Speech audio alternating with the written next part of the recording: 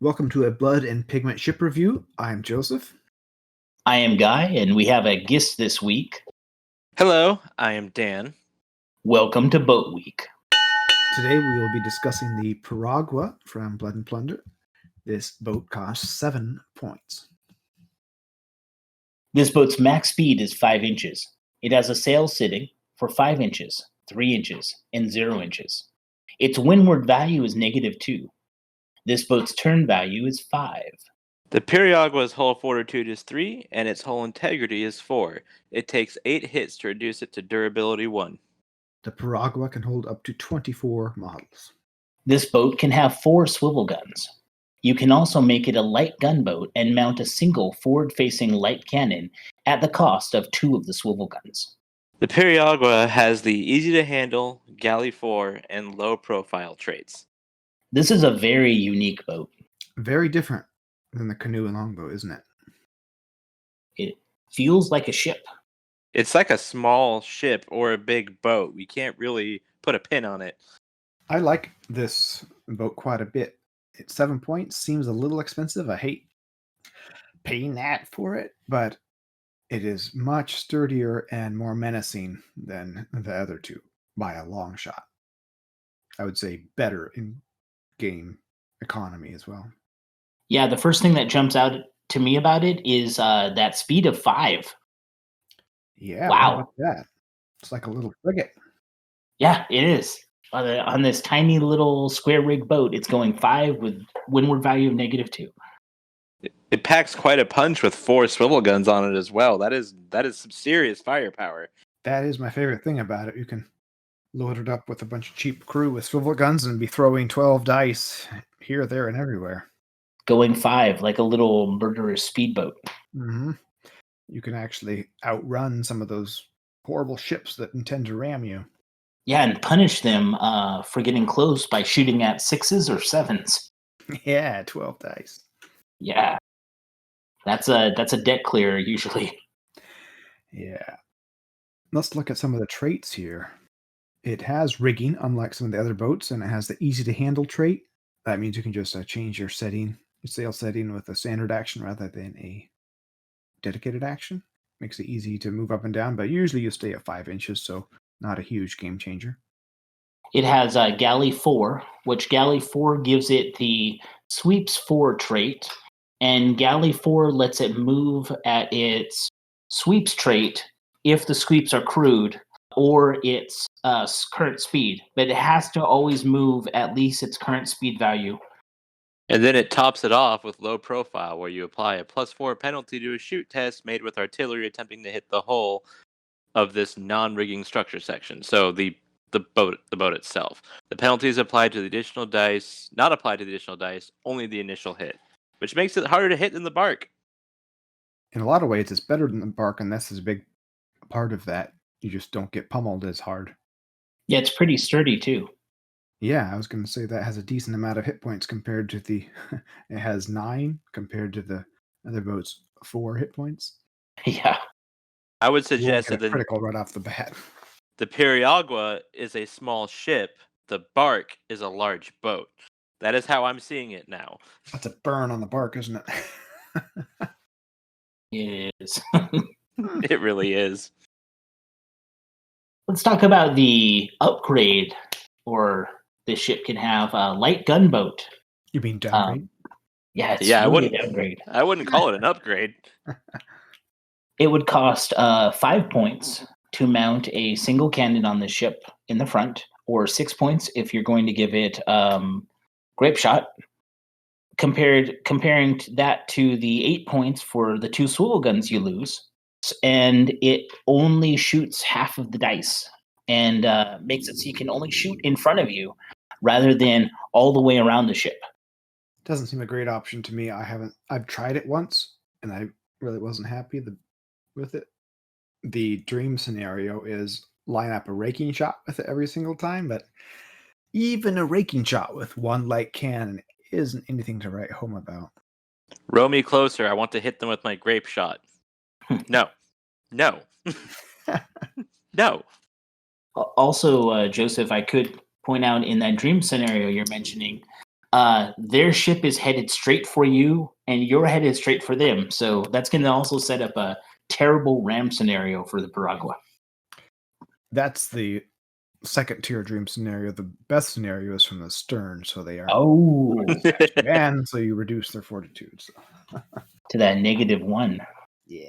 I was about to say, you ever see that scene from Pirates of the Caribbean where the big Dauntless runs into the small little boat and it just kind of shreds it up? That's what I was thinking of when you were charging at each other. We don't speak of those movies here. Oh, I apologize. I'll see myself out. No. Been too long. I don't remember. It basically becomes wood chipper simulator. I do understand that. So have you guys used this boat very much? Have you been successful using it as a swivel platform, basically? Or any other way? I haven't had a chance to try it yet. I do have my model that's sitting waiting to be painted. But I've watched you use it, and I've watched. I think there's one other person in our club that uses it, and really made me appreciate how well this ship handles. I've used it in 3 different basic forces. The main one is natives. I like putting my command unit in a Piragua while all the other guys get in canoes. The Piragua isn't quite as easy to destroy, so it's nice to have a commander a little safer, less easy to target. You can put more models with him, so he's not going to die so fast. You don't get swivels in the native unit, but you can go fast, which is nice, and you can put a big group of bows on it. The other force I've used it with is a Buccaneer force with a bunch of swivels. That's always good. And the last one is the Spanish Corsairs, which is interesting because you get sweeps 5. Oh yeah, Ooh. Yeah. sweeps Yeah. 5 is crazy. You just punch around Especially super fast everywhere. yeah. This ship is the only, or this boat is the only ship or boat in Blood and Plunder with a turn value of 5. Right. So at that point, it stops moving under wind power and it moves under Spaniard power, is what I'm hearing. That's right. Oh yeah. It's expensive at that point because you have to put a bunch of guys in the sweeps. But if you're just trying to board, you can just move any direction, straight upwind at 5 inches, board, and get those guys off the sweeps and charge. It's not too difficult, especially with the errated assignment actions. You can jump off the sweeps with a standard rather than dedicated action. I've ran a fleet of 4 or 5 of these with the Spanish Corsairs, and it was pretty fun. Although trying to sail 4 or 5 of these in moving them all 3 times every turn, my brain kind of melted by the end of the game. But it was a very fun and different novel experience. This this boat also, like the canoe before it, doesn't have a skid placement along the side, so you can turn it from wherever you want, and the turns are more dynamic in this because of the width, and you can turn it from the stern, just completely turn that 5 and go a complete almost a 180 or almost a 90-degree turn. I misspoke. I like how the card has the little rope on it for the turn placement, but the model itself doesn't. And they have ruled that you can measure from any place on the boat for a turn, so it's very maneuverable.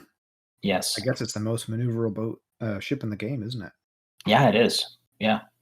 I mean, theoretically, if you play it right, a fleet of 4 or 5 of these, like I said, if you load them up with swivels, you could really suppress some cannon crews with that. Depending on the size of the ship, of course, but that is a terrifying prospect, at least in my eyes. Yeah, let's crunch some numbers here. If you pay 7 points for the boat and then 16 points for the swivels, that's 23. And then you want to put 12 men on it, that's 36. That's only 59 points a boat for 12 dice. That's not too bad. No. And that means you can run almost 4 of those fully equipped in 200-point game. That would be less than friendly. You could suppress the sloop, the corvette. you're faster or just as fast, depending on what they choose to run as far as the rigging options goes. Even the Brigantine, you could suppress that center deck with all those dice. That's pretty brutal. Yeah, that would be in a 200-point game. That would be 48 dice a turn that you're throwing at. Do you want to play it on Wednesday this week, Guy? A 200-point C game? You have a new list you want to try with 4 Piraguas? Make sure you film it so I can see it. I think the Piragua is a pretty good boat. It's kind of a totally different class than the other 2 boats. It's very fun. And I think it opens up some very different sea game experiences. And it has no draft, so any shoals or unforeseen obstacles or circumstances, you'll be able to sail right over those. Shoals. Had to throw that at you. No. I think the cost will push a couple people away from it because it is this boat is $35, which is considerably more than the other 2 boats. Twice as much, really. Yeah, almost. It's a little bit less than not twice as much, and $5 cheaper than the cheapest ship, the bark, that we've mentioned more than once. But it is a great value for that $35, and the model itself is really fun to put together. It's it has rigging pieces for the square sails, and it looks great. The model looks great too. Coming from a guy who typically doesn't run anything with less than 3 masts, if I had to pick a boat, I would probably pick the Piragua over the bark any day. I think it is a lot better in several ways. Probably a better purchase, really. And fun to run too. Like, you fly 5 speed is flying, and you can't go wrong with 4 swivel guns. Never. I think just having one is fine. If you have one of these plus either another small ship or some canoes, it can be a really fun force to run. So we talked about having 4 of them, but that's certainly not necessary. One will add some real fun options to your fleet. Especially if you like having people to play against. That's right. People don't play a second time.